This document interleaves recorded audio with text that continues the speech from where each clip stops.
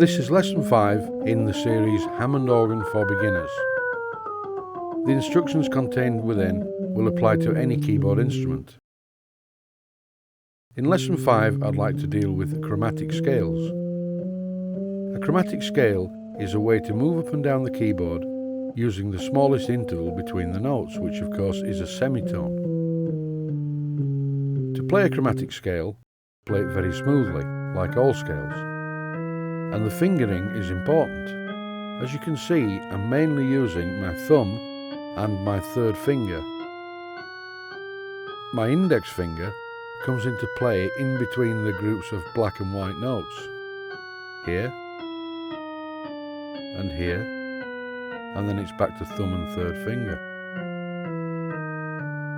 It's most important when playing scales that you can play them smoothly. This requires practice. And yes, it's very tedious and it's quite boring, but it has to be automatic. You should be able to play chromatic scales without any thought whatsoever. Once you've mastered this technique with your right hand, then it's time to bring the left hand into play and play chromatic scales with two hands. This is considerably more difficult and will require, once again, a lot of practice.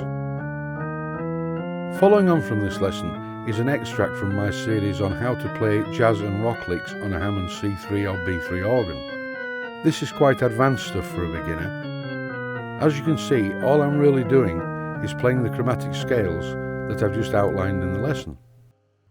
Start the rhythm with the left hand and then play chromatic scales with your right hand.